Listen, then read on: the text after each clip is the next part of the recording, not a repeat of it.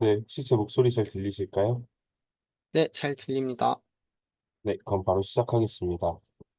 안녕하세요. 금일 저는 Towards Imitation Learning to Branch for MIP, Hybrid Reinforcement Learning Based Sample Augmentation Approach라는 논문에 대해서 발표할 차민성이라고 합니다.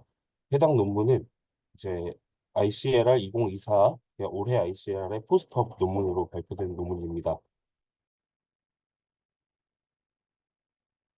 네, 그래서 이 논문의 내용을 제목을 통해서 하나씩 뜯어보면서 먼저 필요한 백그라운드를 설명드릴 수 있도록 하겠습니다. 먼저 Towards Imitation Learning to Branch for MIP라는 제목, 대제목만을 가지고 얘기를 드릴 텐데요. 첫 번째로 MIP가 뭔지에 대해서 간단하게 설명을 드릴 수 있도록 하겠습니다. MIP는 믹스드 인티저 프로그래밍의 약자인데요. 본격적으로 MIP가 무엇인지 알아보기 전에 상위 개념인 수리계획법, Mathematical Programming에 대해서 설명드리겠습니다. 수리계획법은 어떤 제약 조건들을 만족하면서 이익을 최대화하거나 비용을 최소화하는 최적의 해결책을 찾는 수학적 방법입니다. 오른쪽의 예시를 보시면 공장의 이익을 극대화하고자 하는 문제가 있을 때 저희는 각 제품의 생산량과 근로자를 얼마나 고용할지에 대해서 결정을 해야 할 것이고, 이때 제품을 생산하는 데 쓰이는 원료의 필요량 또는 이 필요량과 이제 제품 생산에 사용되는 원료의 일일 제한량 등등이 조건이 될 수 있겠습니다. 이러한 조건을 만족하면서 제품 XY의 생산량을 결정하고 고용할 근로자의 결정을 해서 공장의 이익을 극대화하는 등의 특수한 목적을 달성하고자 하는 것이 수리계획법입니다. 그래서 상황은 수리계획법과 완전히 동일한데 이제 결정해야 하는 변수, 그러니까 아까의 예시로 보면은 제품의 생산량 또는 고용할 근로자의 수, 이런 결정해야 할 것들이 정수인 경우를 저희가 정수계획법이라고 부릅니다. 인테저 프로그래밍, 줄여서는 IP라고 부르고요. 여기 추가된 조건을 보시면 제품 XY의 생산량을 결정해야 되는데 반드시 1kg 단위로 생산해야 한다. 1.2kg 등을 생산할 수는 없다. 이런 조건이 붙거나, 아니면 당연하게도 근로자는 정수면 고용되어야 한다. 즉 근로자를 2.3명 고용하고 이럴 수는 없기 때문에 이런 식으로 조건이 추가되게 되면 저희가 결정해야 할 것들이 정수로 바뀌면서 단수 수리계획법 문제가 정수계획법 문제로 바뀌게 되고, 이렇게 되면 해를 구하는 것이 더 어려워집니다. 네, 이어서 가겠습니다. 마지막으로 저희가 오늘 관심이 있는 MIP 혼합정수계획법입니다. 아까와 같은 상황인데 저희가 결정해야 할 것들 중에서 어떤 것은 정수, 어떤 것은 실수, 이런 식으로 정수와 실수 조건이 섞여 있는 경우를 혼합정수계획법, 믹스드 인티저 프로그래밍이라고 부릅니다. 아까 추가된 조건 중에서 두 번째 조건이 삭제된 것을 볼 수 있는데요. 킬로그램 단위로 생산되는 제품인데 이제 이런 조건 없이 뭐 1.15kg, 1.35kg 이런 식으로 실수 단위만큼 생산을 할 수 있게 된다라는 뜻입니다. 단 근로자는 당연하게도 정수면 고용되어야 한다. 이런 상황이 된다고 봤을 때 저희가 결정해야 될 것들 중 고용할 근로자의 수는 여전히 정수이고 제품 XY의 생산량은 실수이다. 이런 식으로 변수가 정수와 실수가 섞여서 들어가고 있는 수리계획법 문제가 혼합정수계획법이라고 할 수 있습니다. 이런 혼합정수계획법 문제 같은 경우는 단순 수리계획법 문제보다 해를 구하는 것이 많이 까다롭지만 현실 문제에 대해서 변형 없이 모델링을 할 수 있다는 특징 때문에 저희가 아래쪽에서도 많은 관심을 갖고 있는 자원 배분 일정 계획, 즉 스케줄링 또는 경로 최적화 같이 현실 문제를 모델링할 때 폭넓게 사용되고 있고, 따라서 모델링을 하는데 자주 쓰인다는 건 이렇게 모델링한 후에 해를 구하는 방법들에 대해서도 꾸준히 연구가 이루어지고 있는 분야다라고 이해해 주시면 되겠습니다. 네, 그래서 저희 대제목 Towards Imitation Learning to Branch for MIP에서 이번엔 branch라는 부분에 집중해서 설명을 드려보도록 하겠습니다. 이 branch는 어떤 것을 의미하냐면요. 이 branch and bound라는 방법 중에서 이 branch에 해당하는 내용입니다. 그래서 저희가 분기 한정법, 영어로는 branch and bound라고 하는 방법을 통해서 저희가 MIP 문제를 해결을 하게 됩니다. 복잡하게 설명할 수도 있지만 간단하게 말씀을 드리게 된다면 저희가 최적의 해결책을 찾기 위해서 아무래도 결정해야 되는 것이 정수인 경우도 있기 때문에 가능한 모든 경우의 수를 탐색하는 것이 중요한데, 이렇게 탐색을 할 때 체계적으로 탐색해서 불필요한 경로를 미리 제거하고 계산 시간을 줄이고자 하는 전략입니다. 하지만 이렇게 저희가 불필요한 경로를 제거할 수 있다라고 이론적으로 얘기를 하더라도 이런 식으로 트리 형태로 진행이 되고 있기 때문에 가능한 경로의 수가 기하급수적으로 늘어나게 됩니다.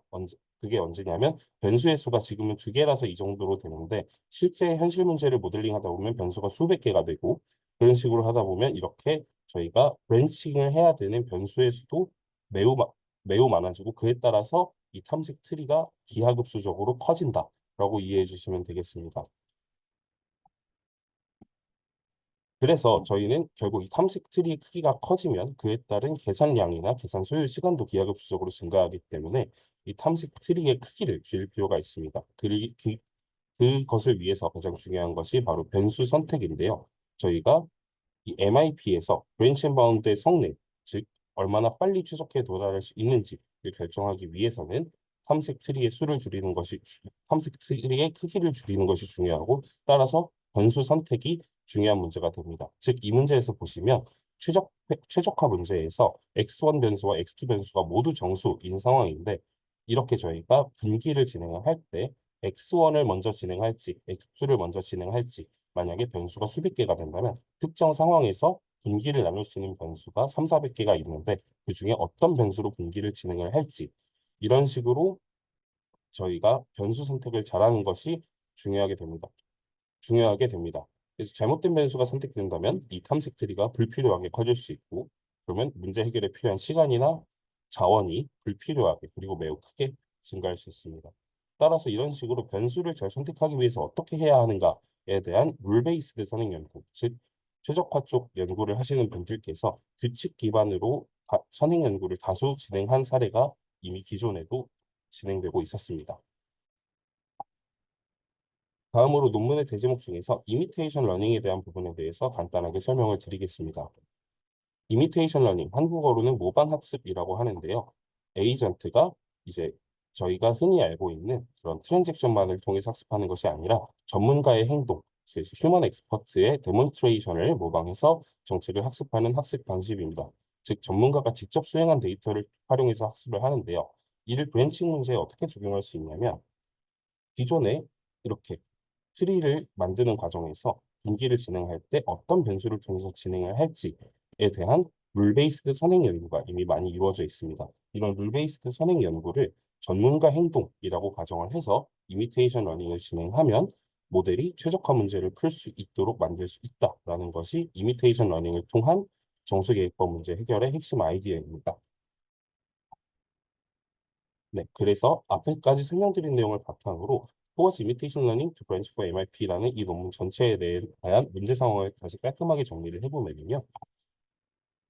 저희가 MIP 문제 해결을 위해서는 브랜치 앤 바운드가 사용이 됩니다. 그리고 아까 앞에 말씀드린 많은 그런 룰 베이스드 방법들도 다 이 브랜치 앤 바운드에서 브랜칭을 어떻게 잘할 것인가에 대한 연구라고 말씀드릴 수 있는데요. 이 브랜치 앤 바운드를 활용해서 MI 문제를 해결할 때는 아까 선행 연구처럼 어떤 변수를 통해 브랜칭을 진행할지 결정하는 것이 중요합니다. 그래서 기존에 브랜칭을 잘할 수 있도록 만들어 놓은 알고리즘을 전문가 행동이라고 하고 모델이 이 전문가 행동에 대해서 모방 학습을 통해서 어떤 변수를 활용해서 브랜칭을 할지 스스로 잘 결정할 수 있도록 하자 해서 기존의 전문가 행동이 룰 베이스였다면 이 룰 베이스를 바탕으로 학습한 러닝 베이스의 모델을 만들고자 하는 것이 목표입니다. 단 앞에서 간단하게 설명드린 기존 모방 학습 방식보다는 좋은 방향으로 하고자 하는 것이 이 연구의 목표입니다. 그래서 아까 앞에서 기존의 그런 전문가 기반 행동, 그래서 그 최적화 연구진들이 만들어 놓은 룰 베이스드 방법을 바탕으로 모델이 학습을 진행한다고 말씀을 드렸는데 먼저 이 전문가 행동을 모방해서 학습하는데 이 전문가 행동 자체가 완벽한지에 대한 문제가 있습니다. 그래서 전문가 행동, 룰 베이스드 브랜칭 방식들은 특정 상황에서 최적의 브랜칭을 할 수 있도록 연구가 되었지만 모든 상황에서 최적의 결정을 내릴 수 있는 것은 아니고 따라서 전문가 행동, 룰 베이스드 브랜칭 방식을 통해서 학습할 샘플을 얻었다 해도 이를 100% 신뢰할 수 있는 상황은 아닙니다. 그리고 모방 학습이라는 방식 자체가 대규모의 데이터셋과 자원을 필요로 하는데요. 특히 아까 말씀드린 대로 문제의 규모, 즉 변수의 수가 커지게 되면 탐색의 트리의 크기도 기하급수적으로 커지게 되고 문제의 복잡성이 커지고 아까 말씀드린 대로 탐색 트리의 크기가 커지게 되면 높은 계산 비용의 문제 등으로 이어질 수 있습니다. 그리고 전문가 행동에 대한 모방학습을 진행하기 때문에 여기에 대한 과한 의존을 할 수 있다는 문제가 있는데요. 만약에 아까 전문가 행동도 완벽하지 않을 수 있다고 말씀을 드렸고, 이것 이 전문가 행동이 로컬 옵티마를 획득하는 데 그치고 글로벌 옵티마에 도달하지 못한다면 이를 모방하여 학습하는 모델 역시 로컬 옵티마에 그칠 수 있다라는 문제점이 있습니다. 그래서 본 논문에서는 HRR 어그라는 방법을 통해서 이 앞에 한계를 극복하고자 하는데요. HRR 어그는 Hybrid Reinforcement Learning for Training Set Augmentation입니다. 즉 저희가 오늘 RL 세션을 진행하고 있는데 이 논문에서 RL을 사용한 방식은 이 문제를 푸는, 즉 어떤 변수를 통해서 브랜칭을 할지 결정하는 모델을 학습시킬 이 트레이닝 데이터를 만드는 데에 RL 에이전트를 활용하고 있다. 즉 RL 에이전트 자체가 이 변수 선택을 결정하는 것이 아니라 이 모델을 학습시키는 데이터를 만들기 위해서 RL 에이전트를 도입한다라고 이해해 주시면 되겠습니다. 자, 그래서 핵심 구성 요소는 이렇게 세 가지가 있는데요. 첫 번째로는 온라인 에이전트입니다. 즉, 이 온라인 에이전트는 이 트레이닝 샘플을 어떻게 생성할지 자체를 결정하는데요. 이 트레이닝 샘플을 생성을 할 때 저희는 모델이 학습을 통해서 뱉어낸 정책이 있을 것이고 또는 전문가의 행동을 통해서 얻게 된 정책이 있을 것입니다. 근데 실제로 모델한테 학습해라라고 이제 트레이닝 데이터를 던져줄 때 전문가 행동을 따르는 익스플로이테이션 전략을 취할 것인지 또는 기존의 학습된 모델의 정책을 따를 것인지, 즉 전문가의 행동을 벗어난 익스플로레이션을 수행할 것인지 온라인 에이전트가 결정해주는 역할을 합니다. 그래서 이 온라인 에이전트가 익스퍼트 익스피리언스에서 가져올 것인지 패스트 익스피리언스, 즉 모델의 아웃풋으로부터 가져올 것인지 결정을 하면 이를 바탕으로 트레이닝 셋을 1차적으로 구성하게 됩니다. 또 모방학습 같은 경우는 데이터셋을 대규모로 필요로 하게 되고 이래서 계산량의 문제 등이 발생할 수 있다고 말씀을 드렸는데요. 그래서 두 번째로 오프라인 에이전트가 도입이 됩니다. 오프라인 에이전트는 온라인 에이전트가 생성한 트레이닝 샘플 중에서도 이 일정 수준 이상의 리워드를 갖는 샘플만 필터링해서 품질 좋은 소수의 트레이닝 샘플만 필터링할 수 있도록 하는 역할을 합니다. 그래서 이렇게 필터링된 소수의 품질 좋은 트레이닝 데이터가 모델에 주어지게 되면 모델은 이 트레이닝 데이터를 바탕으로 모방 학습을 진행하게 됩니다. 그래서 학습되는 모델은 RLA, 브랜칭 변수 선택을 위해서 학습되는 모델은 이 RL 에이전트들이 아니라 이 GCNN, 그래프 컨볼루션 뉴럴 네트워크 모델이 되고요. 네, 그렇습니다. 그래서 크게 실은 모방학습 같은 경우는 기존의 방식과 동일하고 트레이닝 샘플이 어떻게 생성되는지가 이 논문의 주요 기여점이기 때문에 온라인 에이전트와 오프라인 에이전트의 기여점을 정리해 보았습니다. 결국 이 HRR 어그 같은 경우에 온라인 에이전트와 오프라인 에이전트를 모두 활용해서 트레이닝 샘플을 어그멘테이션하고 이를 통해서 모방학습의 성능을 향상한다라고 하는데요. 이제 온라인 에이전트 같은 경우에는 현재 상황, 현재 지금 브랜칭을 해야 되는 시점에 도달했을 때 익스플로이테이션, 전문가의 행동을 따르는 것과 익스플로레이션, 현재 모델의 정책 중에서 어떤 것을 따를지에 대한 균형을 잘 맞춘 트레이닝 샘플을 어댑티브하게 생성할 수 있습니다. 그래서 특정 상황에서 품질이 100% 보장되지도 않을 수도 있는, 즉 로컬 옵티말에 머물 수 있는 전문가 행동에 과하게 의존해서 같이 로컬 옵티말에 빠지는 등의 문제를 해소하고 가끔 전문가 행동 대비 더 나은, 그러니까 전문가 행동은 휴먼 엑스퍼트로부터 얻은 데이터인데 이보다 나은 의사결정을 확보할 수 있다면 그 의사결정 샘플을 학습에 반영할 수 있도록 하는 역할을 합니다. 그리고 오프라인 에이전트는 이제 상황에 맞춰서 온라인 에이전트가 생성해준 트레이닝 샘플 중에서도 그 가치가 높은 것만을 필터링해서 학습 데이터의 양을 확 줄이면서도 그 품질을 향상시키는 역할을 해주고 있습니다. 이래서 불필요한 데이터로 인해서 학습 성능 및 속도가 저하되거나 계산량이 증가되는 이런 비효율성 문제들을 최소화한다라고 할 수 있습니다. 그래서 제한 방법론의 성능을 요약을 드리면 먼저 비교 대상 방법론은 저희가 무료로 사용할 수 있는 오픈 소스 솔버인 SCIP 그리고 아카데믹 라이센스나 아니면 금액을 지불하고 사용해야 되는 커머셜 솔버인 그로비 그리고 기존의 모방학습 기반 방법론인 GCNN과 카이다 기준으로 비교를 했는데요. 먼저 이쪽 표에 대한 내용을 요약드리면 기존 방법론 대비 우수한 성능을 나타냈고요. 그 다음에 탐색 트리의 크기를 줄여서 더 빠르게 최적화에 도달한다. 라는 부분은 여기 보시면 노즈 넘버가 있습니다. 이 노즈 넘버라는 것은 아까 보여드린 탐색 트리에 있는 노드의 개수입니다. 당연히 이 노드의 개수가 작다라는 것이 탐색 트리의 크기가 작고 더 빠르게 최적화에 도달할 수 있다는 뜻이 되겠습니다. 그리고 문제 난이도가 easy, medium, hard 이렇게 세 가지로 크게 나뉘어 있는데 이런 난이도와 관계없는 일관된 성능 향상을 확인할 수 있었고요. 그 다음에 효율적인 트레이닝 샘플 구성을 통해서 학습 효율성을 증대할 수 있었고 이는 이 표에서 확인하실 수 있습니다. 그래서 저희가 이터레이션에 따라 생성되는 샘플 수와 샘플 생성에 필요한 시간 그리고 그 샘플을 통해서 학습하는 데 걸리는 시간 이런 것들을 기존에 카이다라는 방법론과 제한 방법론의 HRR 역으로 비교를 했는데요. 처음에는 제한 방법론인 HRR 역가 좀 더 느린 것처럼 보일 수도 있지만 더 많은 샘플을 생성할수록 이제 제한방문론이 HR여가 샘플을 생성할 때도 더 적은 시간이 걸리고 아까 말씀드린 대로 샘플을 필터링할 때 필터링해서 불필요한 비효율성을 최소화하기 때문에 트레이닝 타임도 거의 1.5배 정도 차이가 1.5배 또는 그 이상 정도 차이가 나게 HR여그 제한방문론이 더 좋은 것을 확인할 수 있었습니다. 그리고 브로비 같은 경우는 저희가 금액을 지불하고 써야 하는 상용 솔버임에도 불구하고 듀얼 바운드는 높을수록 좋은 것, 듀얼 갭은 낮을수록 좋은 것, 리워드는 당연히 높을수록 좋은 것인데요. 구로비와 비교했을 때도 경쟁력 있는 결과를 본 방법론을 통해서 얻을 수 있음을 본 논문에서는 어필하고 있습니다. 네, 준비한 내용은 여기까지입니다. 감사합니다. 아, 네, 저 궁금한 게 하나가 있는데요. 그, 그러면 이게 강화학습이 결국에는 데이터를 뭔가 증강할 때 사용이 되는 거죠. 네, 데이터를 증강할 때 사용되는 네. 방식입니다. 그러면은 아까 엑스퍼트 데이터를 가져오는 거 말고 반대에서 이제 온라인으로 데이터를 생성할 때, 아니, 생성이 아니라 이제 어그멘트를 할 때인 것 같은데, 그러면 이게 데이터가 변형이 됐을 때 그럼 최적해도 달라질 텐데 그런 레이블 같은 거를 학습할 때는 문제가 없는 건가요?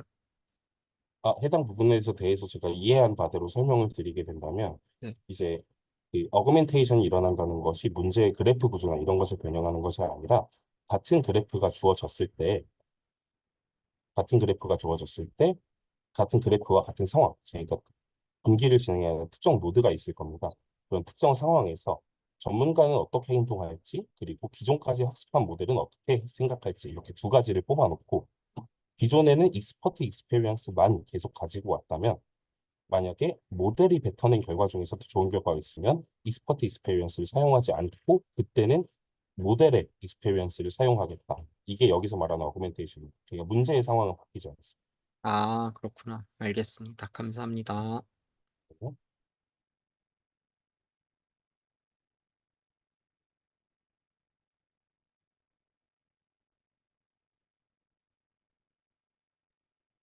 또 질문 하나 있습니다.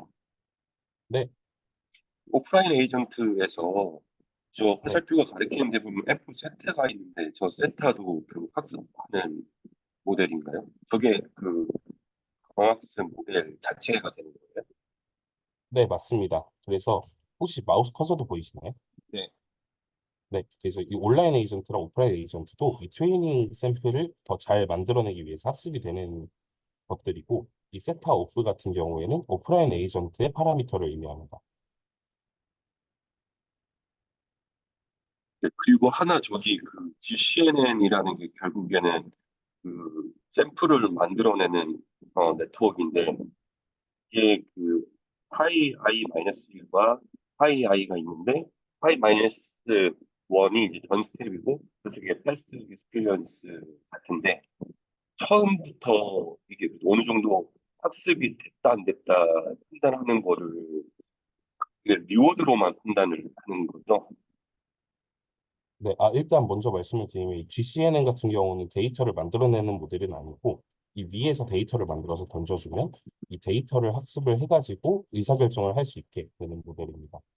그 다음에 그래서 이제 이 GCNN 같은 경우는 결국 그 아까 말씀드린 특정 상태, 특정 문제의 특정 노드에서 어떻게 분기를 칠지를 결정하는 모델이고 그 파이 아이가 어떻게 분기를 칠지 결정하는 정책이라고 보시면 될 것 같습니다.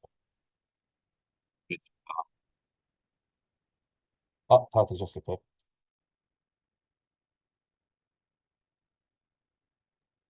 어, 네, 그러면 질문 더 없으시면 네, 차민석 연구원님 고생하셨습니다. 네, 감사합니다. 네.